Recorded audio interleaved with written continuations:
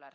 Y en relación a la propuesta de moción de censura del señor Duran Lleida, yo le diría que es una actitud de hipocresía política que el señor Duran Lleida diga ahora que es favorable a una moción de censura cuando ha sido el salvavidas y el apoyo del señor Zapatero, cuando gracias a Convergencia y Unió y al señor Duran Lleida el señor Zapatero sigue siendo presidente del Gobierno, ha congelado las pensiones de los pensionistas en Cataluña y en España, ha bajado el sueldo de los funcionarios y ha hecho reformas como la de la negociación colectiva o la reforma de las pensiones que hacen que los españoles nos jubilemos a los 67 años. El señor Duran Lleida y Convergencia y Unió han llevado la legislatura hasta ahora porque han sido el apoyo del señor Rodríguez Zapatero. Y ahora, hablar de moción de censura cuando la legislatura está casi acabada y solo esperamos la fecha exacta de las elecciones nos parece un ejercicio de hipocresía y de cinismo político, cuando lo que hay que hacer es ya llamar a las urnas, votar y producir y generar un cambio de gobierno fuerte,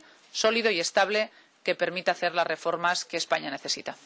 El Partido Popular de Cataluña ha sido decisivo y es decisivo en Cataluña para garantizar la gobernabilidad y la estabilidad de Convergencia y Unió, porque si no se hubieran producido elecciones anticipadas, si no hubiéramos garantizado la aprobación de los presupuestos y, sin duda, el Partido Popular de Cataluña va a ser y es el interlocutor de cualquier partido catalán con el Partido Popular de España, especialmente con Convergencia y Unió.